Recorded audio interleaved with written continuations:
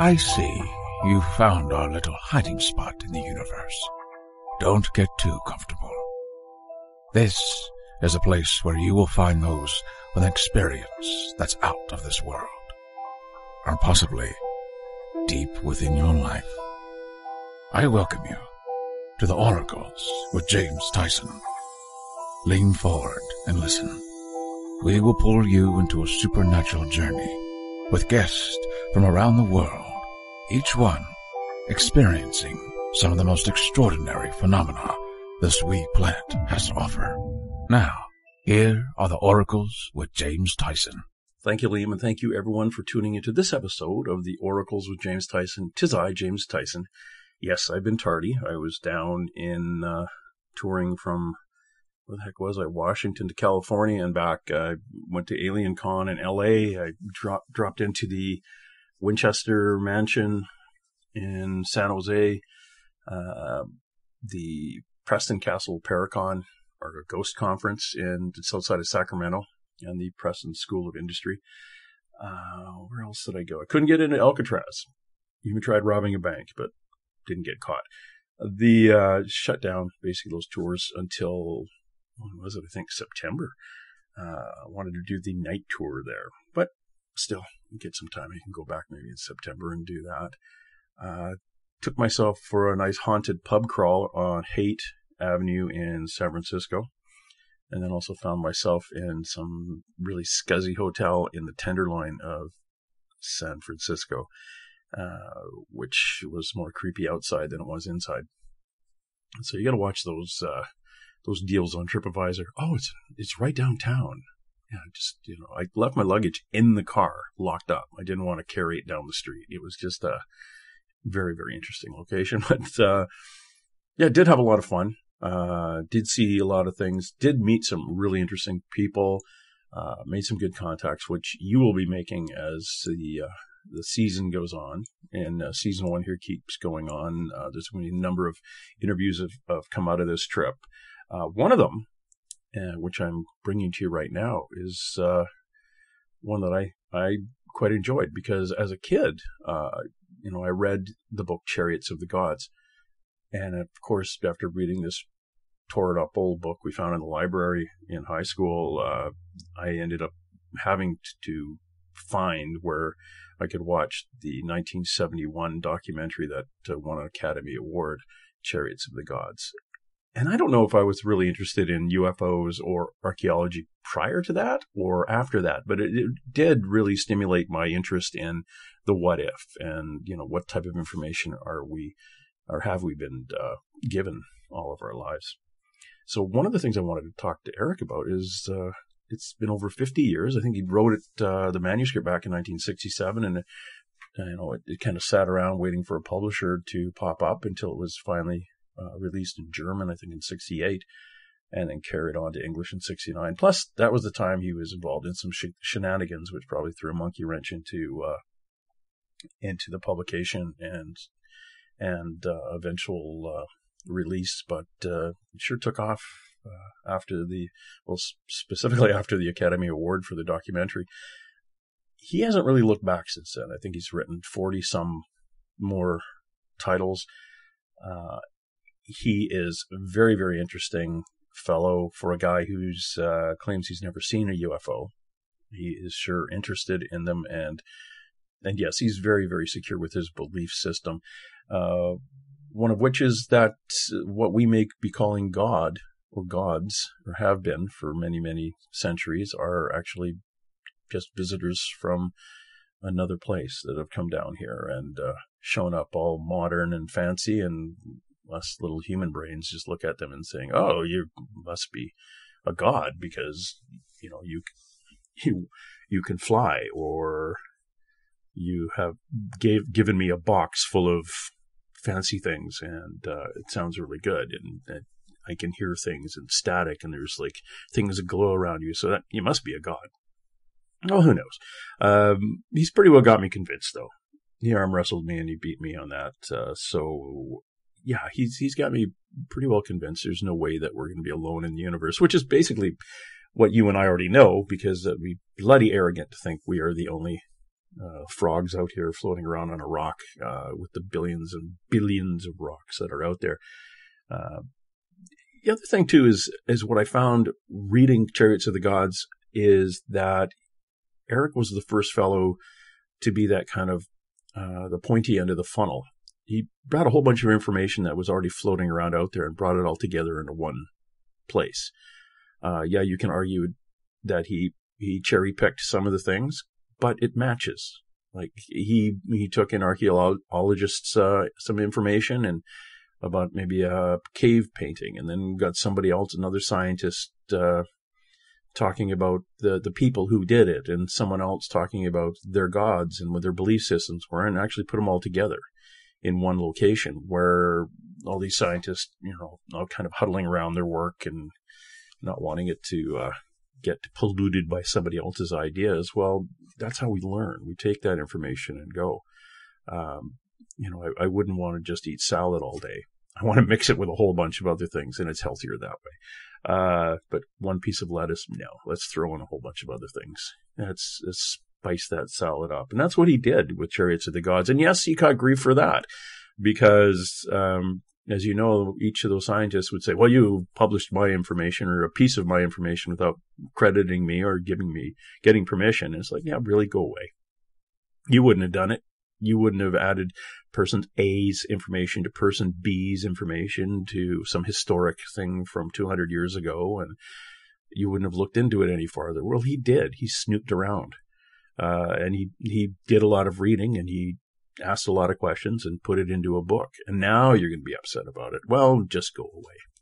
I'm sure now when he writes books, he credits some scientist for saying something. But if you look back at even Carl Sagan's career, and, talking about, well, the cosmos is filled with billions and billions of planets. And I think at one point he said, there can't be any other aliens. There can't be aliens. And that we as humans would be the most advanced race in the universe. And it's going to shake your head going, what do you, one face you say there's billions and billions and billions of planets out there. And the other one is like, no, we're the only one with life. So, I don't know, conspiracy theorist, did somebody tap him on the shoulder and say, hey, don't talk about that because, there's some stuff out there we can't release, which is the other thing I want to throw out to you. What if, all you disclosure screamers, what if, in fact, the government knows that all these alien visits and over thousands and thousands of years are what all our religions are based on? All of them. And what would happen if Disclosure came out and said, oh, all the religions? Yeah, they're all based on a guy named Phil that showed up 2,000 years ago in a spaceship. Okay. That might be a reason to probably keep it under your hat for a bit until we slowly work into it. But Erich is an interesting man. As I say, you can see that blue jacket of his coming through a crowd from 50, 60 feet away. It's like a shark moving through. So if you ever have an opportunity to talk to him, definitely grab that. And he's very, very interesting. But again, my questions, I could have already sat there for days talking to him about all sorts of things. I actually put out on one of my social media feeds, if you had any questions for Erich von Däniken, go ahead and ask. But they weren't really related to what his background is. And his background is just the research, not really, what other people think about him or what he thinks about some bizarre off-the-wall thing. It's just, he does what he does. And it was a nice little chat I had with him. So here it is. I want to introduce you to Erich von Däniken. Erich, I'm very pleased to meet you. I've been a big fan of yours since I was in high school, and I originally read Chariots of the Gods, which you were writing, and it came out around 1968-69. What then got me excited was the documentary, and won an Academy Award, I believe, in 1971. And I guess things kind of picked up from there for you? Well, or never slowed down? Yes, it all started with Chariots of the Gods. Yes. And I started Chariots of the Gods as a young man. In 1966, I had the manuscript finished in 1966, but I found no publisher. It took 2 years longer until 1968 February that the book appeared in the German language first, later than in English and so on. But long before 1966, I was working on that subject. I find it impressive at the time that there were a number of scholars or people interested in it, and they never did what you did by taking information from one point and information to another point, which was almost the same. You seem to have gathered a lot of information, put it together, and said, look, this is a little bit important. I think some people should know about it. And that's what I was fascinated about when I read the book originally was, it's always been out there. It's just you seem to be the one to point out from a number of different venues into one, put it into the one book. Since then, and since the success of that, and more people coming forward, more and more information about what they've seen and showing you that information. You have, 40 titles since then? Yes, in the meantime, I just finished the 42nd one. Was the 42nd one the Gods Never Left Us? No. It's not on the market yet. Okay. When does that one come out? It will come out only. I just finished the manuscript at home. Oh, okay. So we're going to that one's going to come out really quick then. That's we hope. Next year? Okay, good.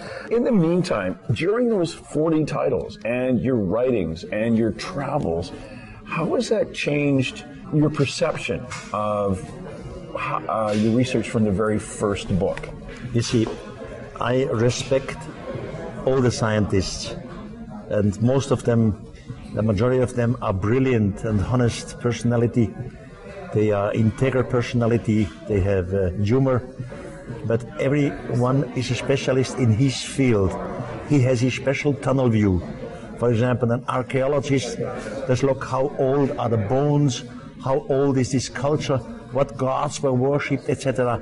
But archaeology normally does not take into consideration religious texts or mythological texts, where I do. Mm-hmm. I make this combination. You know, a practical example is archaeology is working on the Great Pyramid. So they discover more and more rooms in the Great Pyramid.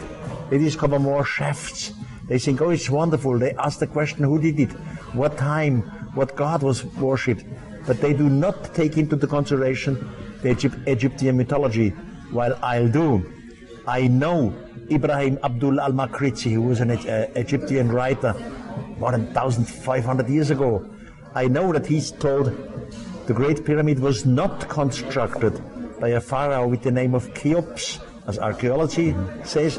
The Great Pyramid was constructed by a pharaoh with the name of Saurit. And they precisely say Saurit is the same figure which the Hebrew community calls Enoch. Now I immediately jump into Enoch. Who was Enoch?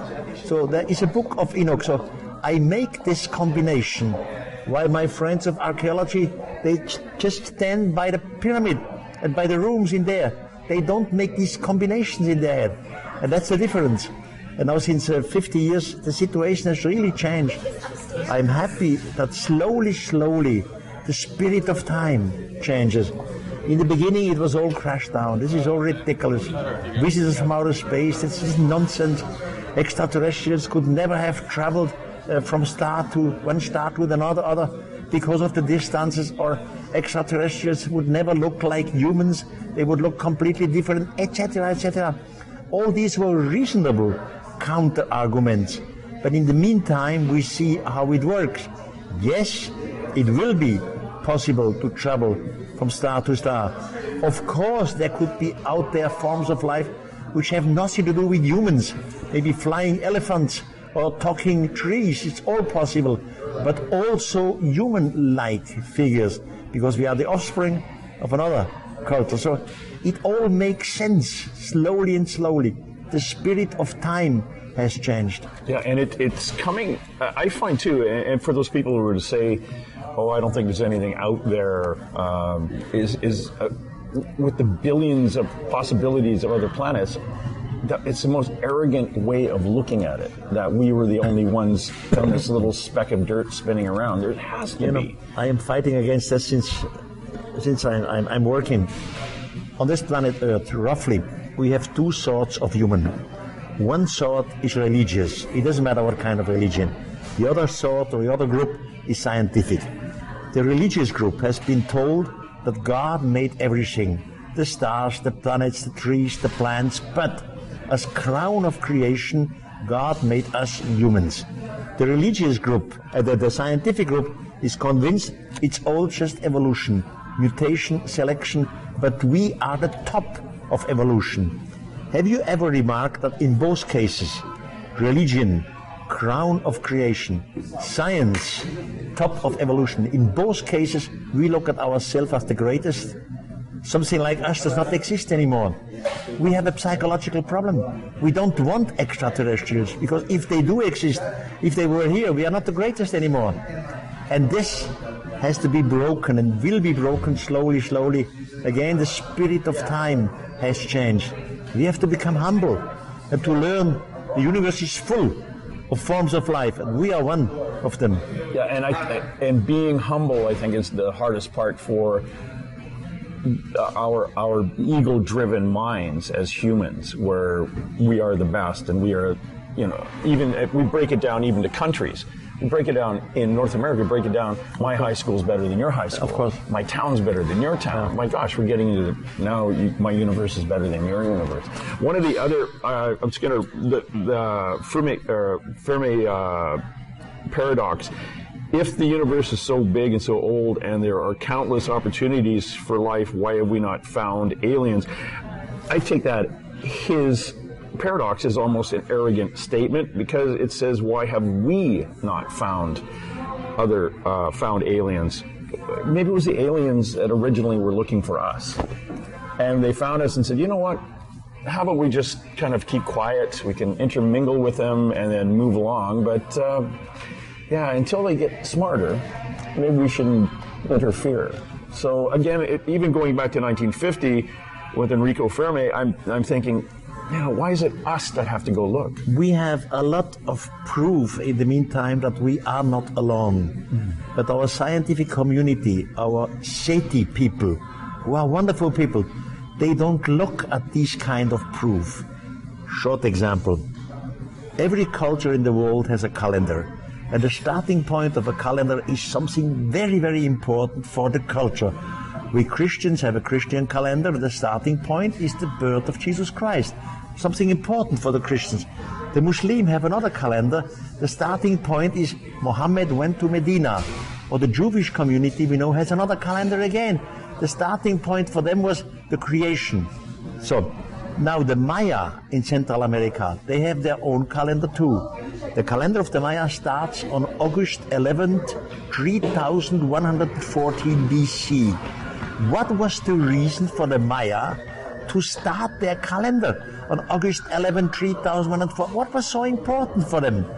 We find it in the Maya traditions, the so-called Chilam Balam book. They say because at that day, the gods from the universe descended to the humans. They spoke the magical language of the universe. It's written in the Maya. That's all.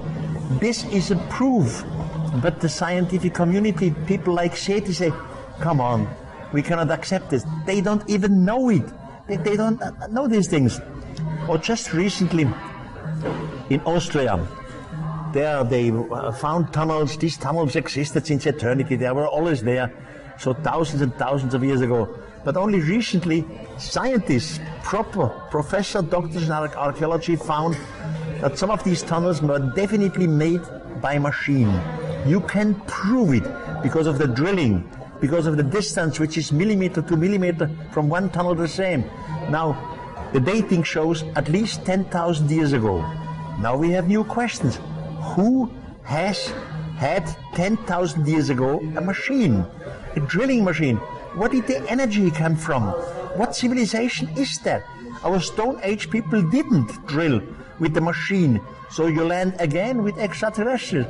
But they don't accept it because they don't know all these indications. I'm the one who knows these indications, and I bring them together from different fields like religion, like mythology, like archaeology. I bring these things together. And that's the difference between Erich von Däniken and the proper scientists. And that is going back to the original seed Chariots of the Gods, where all this information was brought together, and then let the public make a determination. And as a high school teenager, it just opened my eyes, and I'd go to the theater and I watched the documentary, and it was amazing. And it wasn't, there was no conclusion. It is this, what do you think? Now, that seed then sparks the imagination. Yeah. And that's what I'm impressed with. The Chariots of the Gods had 238 question marks. Nobody read the question marks. Oh, yeah. Yeah, there are question marks. And we still have a lot of question marks, but we have some facts. We bring up the facts and end with the question mark. You see, in Peru, we have this plain of Nazca, you know. Yes. Plain of Nazca. There are some of these figures in the ground of fishes and monkeys and spiders and so on. And in every documentary on television, they explain us how easy it is to make these figures. And it is easy. It is not a mystery. You simply scratch away the surface of the stones and the brown sand, and then a brighter shining surface appears. So it is easy. But they do not explain, and they do not show the public the gigantic lines ending abruptly, starting abruptly, mountains which are cut off completely from the top. They don't ask the question, how did prehistoric Stone Age men cut off a mountain? What was the reason for these lines looking like airstrips? Now I have a question mark. I don't say it was an airstrip, but it looks like airstrip. Mm-hmm. But in archaeology, they only speak about these figures, fishes, monkeys, which are not a mystery. The real mystery is not shown to the public. That's what I bring up. And those lines now, they are now, the scientific community and the archaeologists are now coming forward and saying, yeah, there's actually lines like that all over the world. Not lines, but the figures. But the figures like that. All over the world in the meantime, because of satellite photograph, they have discovered big figures in Saudi Arabia, big figures in Jordania, big figures in the ground in Russia, near the lake of Aral and so on. Now the question is, why have prehistoric society, which had no contact, the one in Saudi Arabia had no contact with the one in Peru, why have they made gigantic figures into the ground, which you can see only from the air? So they made it because they knew somebody was flying. Now Erich von Däniken comes and say, okay, I know the old texts. I know the Kebra Negest. Kebra Negest is the so-called book of the kings of the old Ethiopian kings. And there they describe clearly King Solomon had a flying machine. He was flying. They even give the speed, how fast this machine was. Then Erich von Däniken says, I'm sorry, we have old Indian texts. There in the book of Mahabharata, in the 5th book, you can read about flying machines, the so-called Vimanas. Now I connect these figures in the ground with the flying machines, what archaeology does not do. They don't even know about these old texts. And that's the difference. Yeah, it's marrying the two marrying the two sciences together and connecting them is what you do. Yeah. And that's the important thing. You go back into even the Chinese texts and the Japanese texts they flew in on dragons. Yes. And it was all about the same time period as other things were being reported as the time period, this is a real problem. Because of the different calendars? The different calendars, not only this, and some of their writings were destroyed in the past thousands of years. Many of the books and libraries were destroyed, and then they restarted to write from their memory what they knew. So you have writings which are younger, but the content is old too, and we don't have exact datings, but at least 10,000 BC.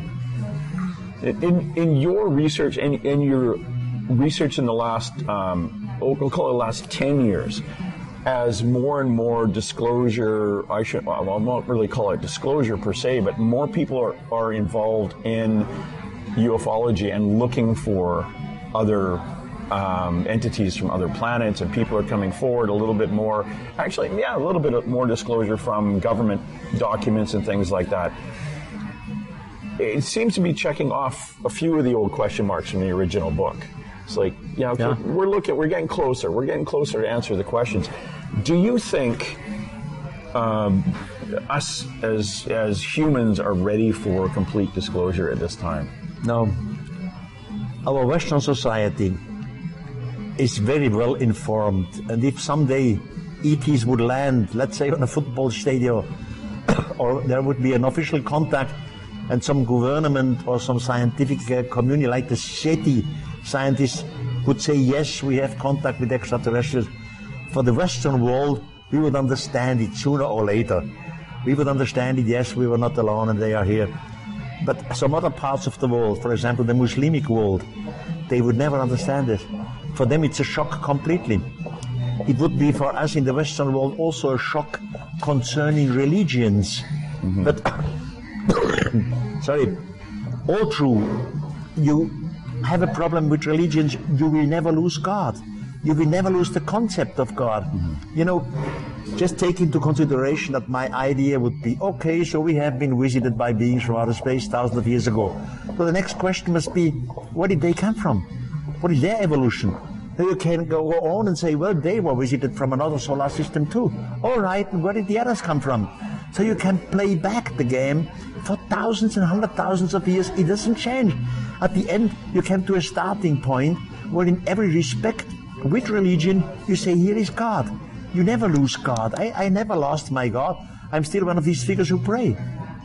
And you were brought up Roman Catholic, and it was, yes, you know, it's... completely. I lost my Christian God, but I never lost God.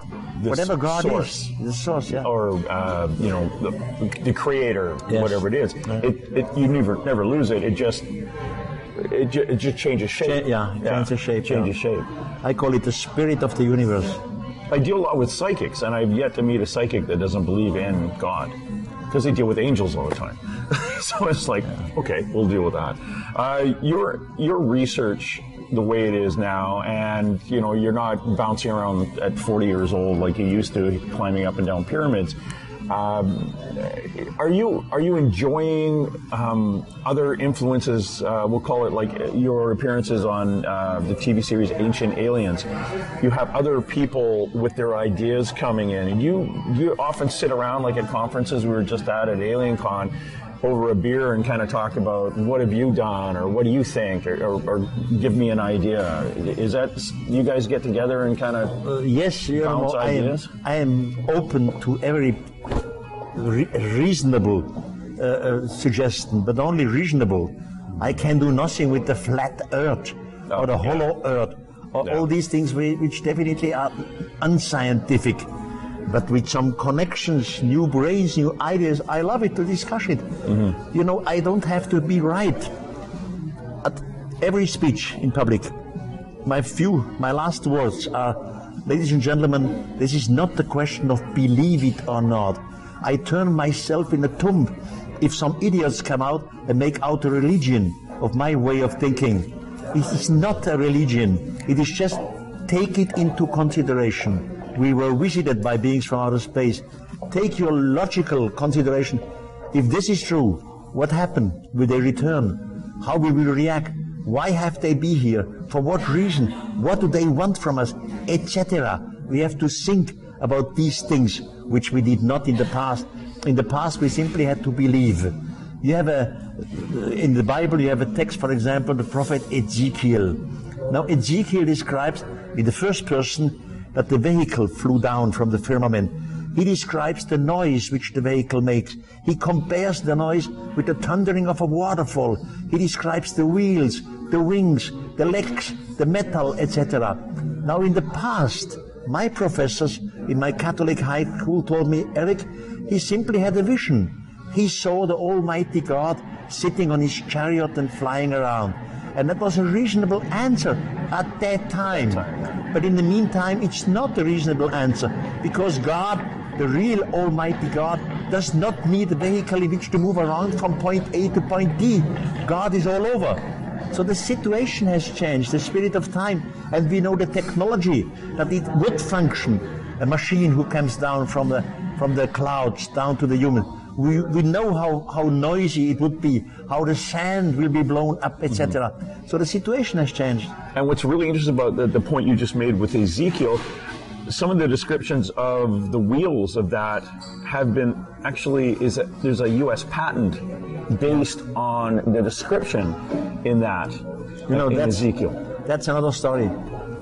Long time ago, really, at least 30 years ago, if not more. I had a secret speech at NASA in Huntsville. Secret because both parties agreed, the NASA who invited me and me, not go to public. In the meantime, that's over. In the meantime, we can go to public. And at that secret speech, I was talking about Ezekiel for about 10 minutes only. And later, the leading NASA constructor, engineer came to me, Mr. Joe Blumerick, and said, Eric, that was quite interesting, but you will never find technology in the Bible. The Bible, these are visions, these are illusions, hallucinations, but not technology. Anyhow, he was very friendly and open-minded. He said, now, I will, for the first time in my life, I will read this Bible and Ezekiel. I never did it before. And he became curious and suspicious. And he started to calculate phrase by phrase.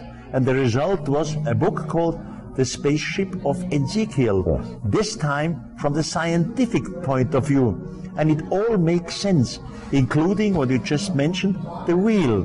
NASA has an international patent of the wheel, which is used at the moment on Mars.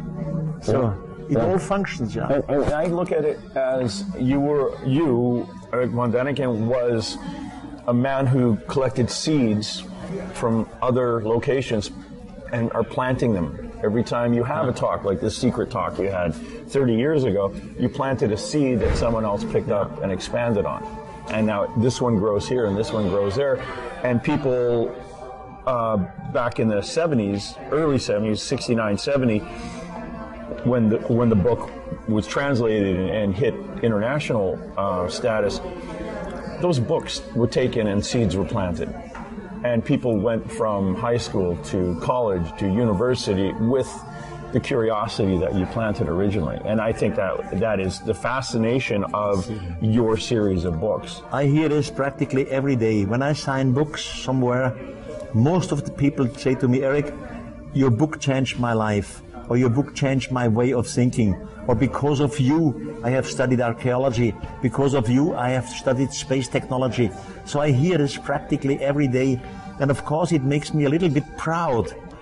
I'm happy to hear this. So it changed something in the world. As I repeat myself, the spirit of time has changed. Yes, it has, and it is something that I look at as an event that leads to other events, and we are questioning things, and we have a generation. What are we at? 2 generations now since the book came out of people who question. Yeah, I mean, it came out in 1968, the book. More than 50 years now. Ago, yeah. So you've got 2 generations of that seed, or that baton being picked up to the next generations coming up.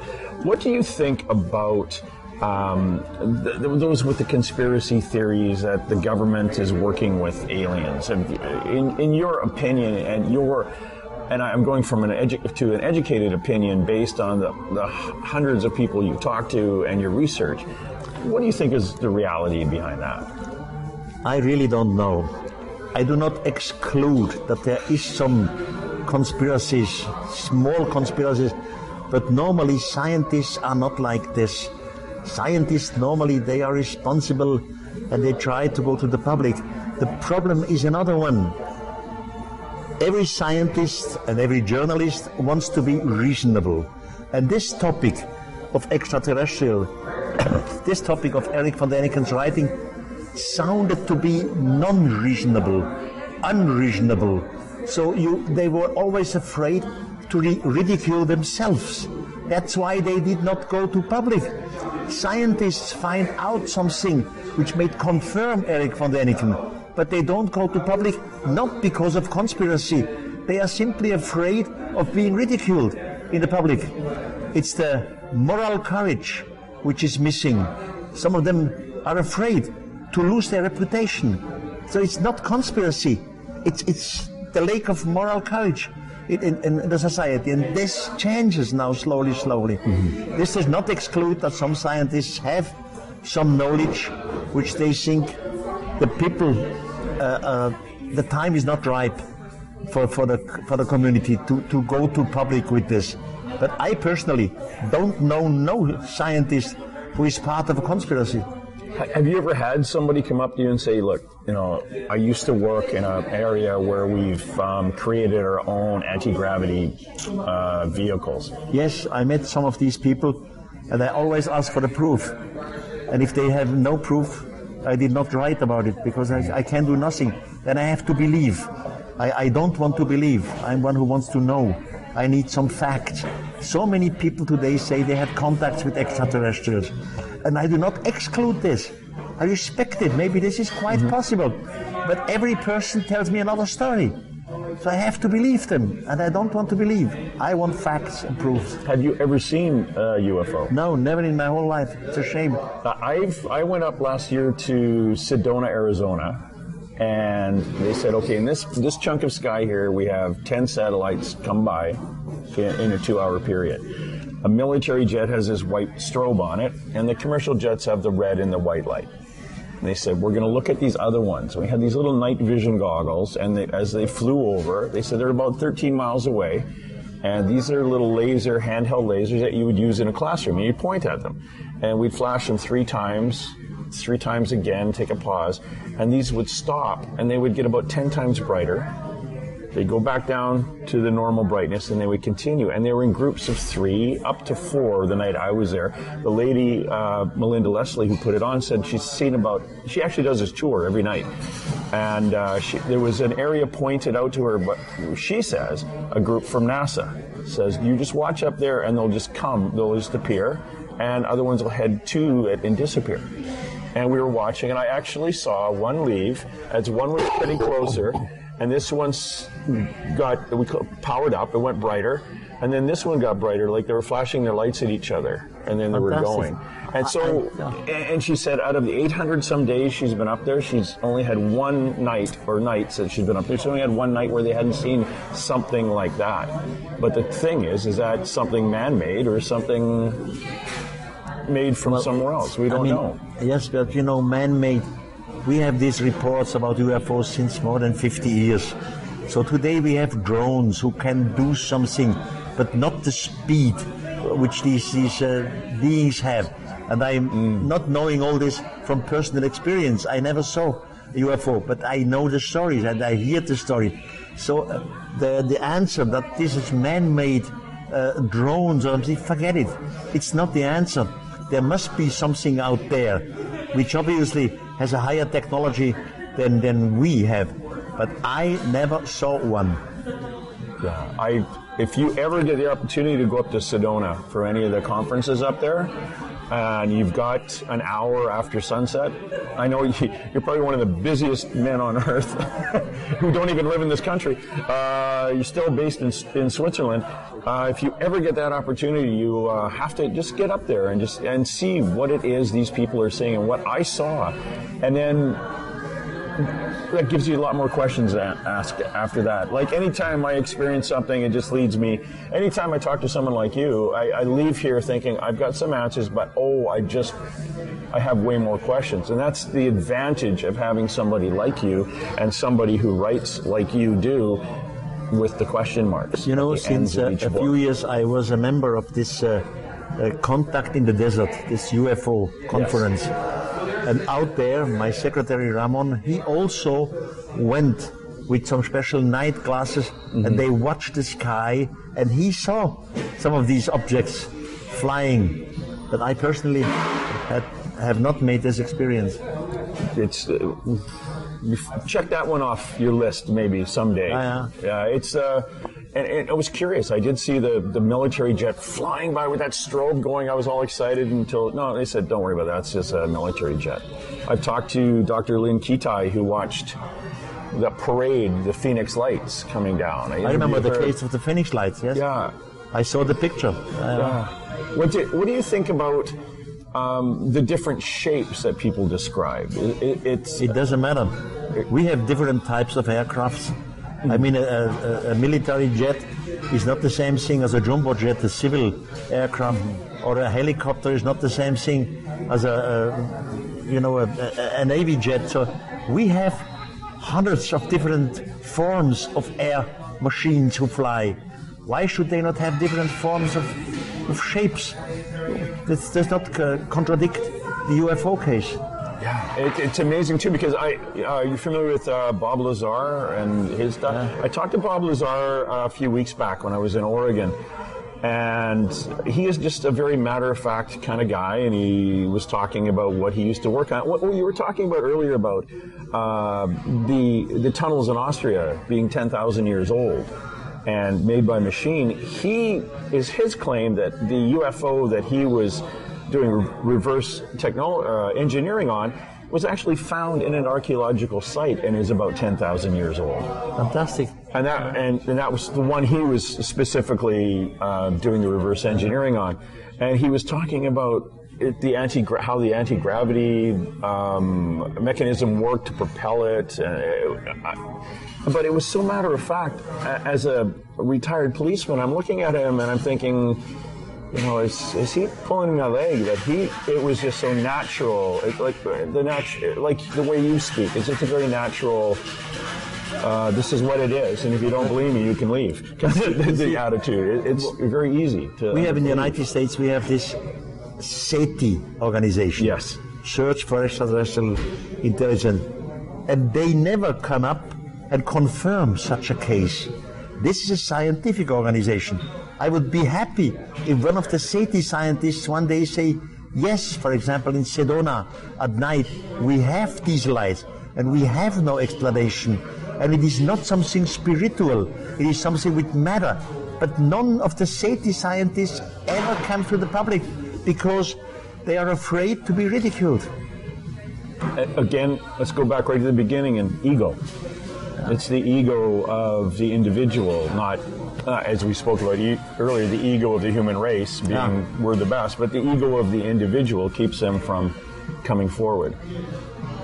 Well, I think the time is ripe, and this should go to public, and this would be good for us. We have a political situation as we have it since thousands of years. The humans are fighting against each other. We have wars because of racism. We have wars because of religions and whatever these things are. Soon as we have contact with extraterrestrials, all these wars makes no sense anymore. We realize we are all the united intelligence human of this planet. So it would be very good for us. Oh yeah, I think it would be. Anything to, first of all, anything to eliminate a war, but to kick us back and kind of put us back on our heels to look at and realize we aren't as significant as we think we are. No, we are not the greatest in the universe. No. Definitely not. And that is something. And from the past, I clearly can prove, and I use the word proof, we have been visited, definitely. But our society at that time had not the technological knowledge which the ETs had. And in some cases, some of the humans were taken away by the ETs. And the humans learned the language of the ETs, like Enoch or Arjuna, they learned the language. And the ETs dictated them about the science in different fields. And in some cases, the humans asked these strangers, where do you come from? In none of the cases, they said, we come from Atlantis, or we come from another continent, or we come from a submarine base. They always pointed to the sky. We came from that and that star. And thousands of years ago, there were only a few people who could write. The writers at that time, they were honest. They did not write or handed down science fiction. If a guy in Sumerian cuneiform writes Gilgamesh, the king of Uruk, he was one part human and another part God, a mixture of it. He said the truth at his time. Now today we ask, how is this possible? One part human, about simply by genetic design. It's possible today. It makes sense. Of course we are the product of evolution. I know this, but not only. There were always interfering, always mixtures between the ETs and us. And this again I can prove. I'm not just talking some nonsense. Look, some 60 years ago, the Dead Sea Scrolls were found on the Dead Sea. And one of these Dead Sea Scrolls had the name, the Scroll of Lamech. Who is Lamech? Lamech was a shepherd, and obviously a rich shepherd. He had some hundreds and hundreds of sheep and animals, and he was traveling all the time to where the sheep had something to eat, where there was green grass. After some months, he came back to his home tent, and his wife, with the name of Batenosh, had just given birth to a child. And Lamech, the man, said to his wife, "This can't be my child. I was away too many months. It's impossible because of the 9 months." And the wife, Batenosh, she swore nobody had a sexual contact with her.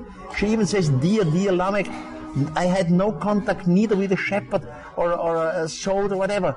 Now Lamech, what can he do? He loves his wife, but there is the boy, and it could be his boy. So Lamech goes to his own father, which was the biblical Methuselah, and asks him for advice. Methuselah has no answer either. He goes to his father, which is now the grandfather of Lamech, tell him the family story. And this was nobody else than Enoch. The same Enoch which was taught by the ETs, which later left as the first human in a fire chariot or planet. Enoch says to his son Methuselah, tell your son Lamech that the guardians of the sky have inseminated the wife Batenosh without touching her sexually.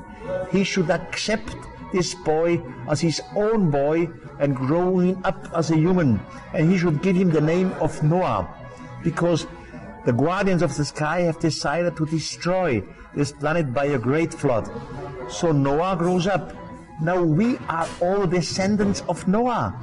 So also we have our human evolution. We have some extraterrestrial genes in us, and our genetics today will be able to prove this. Was etwas trinken kannst, kann ich nicht mehr schnurren. Ein Glas Wasser oder irgendetwas? Nein. Sorry, no.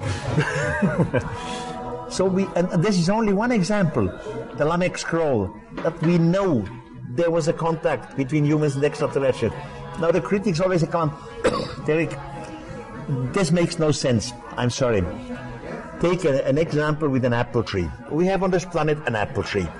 Now our scientific community can clearly prove the roots of this apple tree has grown up on this planet. They go back thousands of years. They can prove an original apple tree, etc. But then, during the 10,000s of years, we humans come, and simply by grafting, we change the apple. Doing grafting, you don't even have to know something about DNA. It's not grafting. But we interfered in the apple tree, in the evolution, so that does not contradict the evolution, it's just one step further. So it's not a mystery. And we are humans, we have grown up on this planet, but not only. We have some extraterrestrial genes in us. One of the things that I had a couple of years ago on my radio show, we had a psychic come through, and it's about 2014, 2015, psychics around the world who talked to a spirit guide or whoever they communicated with at the time. A number of them from around the world said their spirit guide backed off and an ET came in. And the ET that came into Joanna, we called him Rob, just for the sake of adding a name to it. And he was telling us about Bigfoot and something who protected Bigfoot called the Echo, E-K-K-O. And that was an extraterrestrial being who was keeping humans away from we'll call it the animal that was the Bigfoot. And this extraterrestrial being would show up as a Bigfoot and would stand behind the tree and wave at the human over here, and the human would go around the tree and it would be gone. And then all the stories come out about shape-shiftings and multiple dimensions. Well, what this was doing was, while the family was running away to the east, it was taking the humans to the west, trying to keep it away. And the questions were, well, why would it do that? And it was that the Bigfoot itself was the original core DNA. And the Bigfoot, the alien being, was there to protect it from us interfering with it or killing it off or doing what humans do to strange animals. And in the event that we had to be started up again, there was a base strand to be mixed with the ETs. Makes sense. But, you know, and that's one of those things that I kind of look at and go, okay, that kind of makes sense. It kind of makes sense for the stories you hear about people who bump into a Bigfoot in the middle of the woods and then follow it and it disappears. or the other ones that get chased out of a camp way out in the wilderness where maybe there isn't one of these protectors with it, because humans never really pop around that area. Wow. But, you know, and that gets to the core DNA and the base human being. But what you said about, and your study of the biblical texts and getting up into Noah and that base human, I want to say species, fanning out from there across the goal. Yeah, that is interesting too. And we could see how there has to be a non-human connection to that, so we're not all interbred into strange, you know. See, every religion, most of the mythologies, and I know them, they start with the gods, the so-called gods, created humans after their own image. We are the offspring of someone. Yeah, and it's I look at it sometimes too. Is that are we created as the same image? Is that the hands, the 10 fingers, 10 toes, or is that the actual soul energy around us? Is that the image of the original being? No. So it's the actual. It's the body. It's the body, the physical body. You might have on other planets beings who are completely different than we. As I said, maybe there are some trees who talk together, or flying elephants with tentacles. Everything is possible out there. But soon as you have a planet which is similar to the planet Earth, seen from the temperature, from the gravity, etc., you have at the chain of evolution a similar product at the end, because it started at this from outside. This is called panspermia, the theory of panspermia. You see, somewhere in the universe, it all started. We have no answer what started it. In religion, they tell us in the beginning was God, and God was the Word. So you should ask, and who created God? They have no answer. In science, they say, no, in the beginning was the Big Bang. Okay, what created the Big Bang? The original atom. So we have no answer. So somewhere it started. And the first intelligent form of life had an interest to spread out their own form of life in a certain sector of their Milky Way. By doing this, you don't send spaceships. You simply infect a sector of your Milky Way with billions of your own life form. That means DNA. You infect like dust. You infect with billions and billions a sector of your Milky Way with DNA. You know exactly that the biggest part of this DNA dust will come into the gravity of a sun, will burn, or come into the gravity of a planet like our Jupiter, much too big. Life could not evolve there. But the little part of it will come into the gravity which has a similar planet as the one who started the game. And now life begins, and evolution begins. But the information has come from outside. I learned in the clever high school I was, it all started in the primordial soup. You know, the atoms melted together to molecules and so. In the meantime, the leading scientists say, no, this idea of a primordial soup was a wonderful idea, but it's wrong. It does not work. The information comes from outside. And you promptly land in the religion text, the gods created humans according to their own image. So we are parts of this fantastic universe and this fantastic form of life. You do not exclude that there are incredible forms of life which are completely different to us.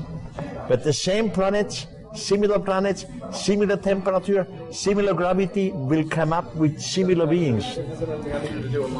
That's fascinating. It's a fascinating way of looking at it, specifically because once you fan that out, that dust out, it only settles on planets that it could have existed on from the original. Really? Exactly. So you send it everywhere. Yeah. And you know it's only going to settle on the places it's supposed to settle. Exactly. According to NASA, they calculate only in our Milky Way, not in the universe, only our Milky Way, with about 4 billions of Earth-like planets out there. Hey, we are not alone out there. No. The Earth is not unique.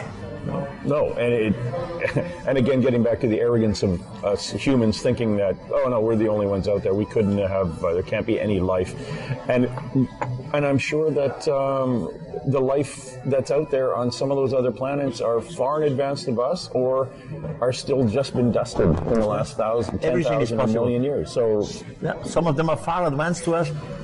They were able to come to us with spaceships, which we are not able today. And others might still be primitive cultures still today. And that's the purpose why we live. These extraterrestrials created intelligent humans. Because we should create intelligence, we should create science, we should create technology. That the goal is the human race, sooner or later, must be able to construct a gigantic mother spaceship. And we go out there too. We spread out the intelligence in the universe. That's the purpose of our life. Yeah, and I think even looking within our own solar system is looking too close. Yes, of course. I think we have to move out, and eventually over maybe another 1,000 years or so, if we haven't left then, we'll be able to figure a way to get through wormhole or whatever else we can enter into or discover. We can move into an area and quickly get to one of those planets. Because even at the speed of light, to go from one end of our solar system to the other is, many, many generations. The speed of light isn't that fast. You don't need, of course. There are speculation or theory that there is something like overspeed of light. All these theories of wormholes and universes, but you don't need it. If you have a generation spaceship, which only reaches 2% of the speed of light, only 2%, which is nothing, which is very slow. The distance of 10 light years you would reach within 500 Earth years. What's that? Nothing. 500 generation. Yeah. On the spaceship generation, grow, multiply, etc., etc.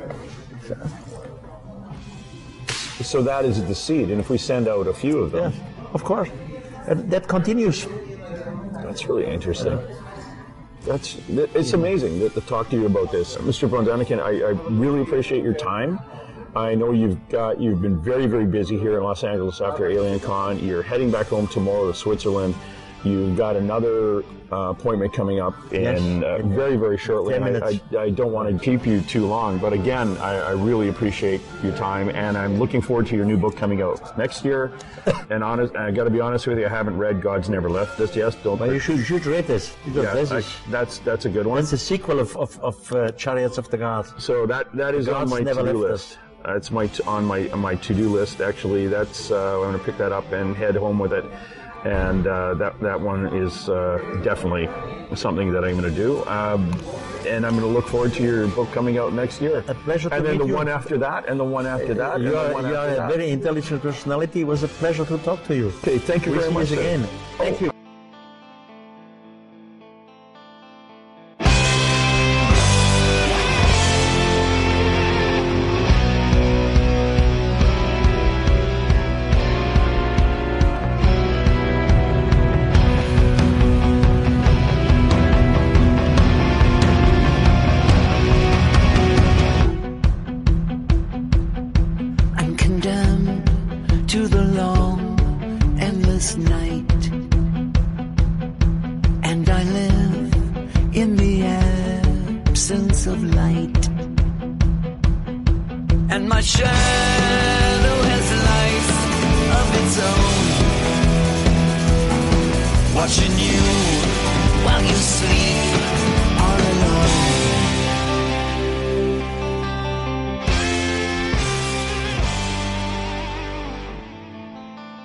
That's it. Let's roll. And hey! Let's be careful out there. Far over the snow, what are those voices? They sing as they go. What are those voices? Look over the mountain.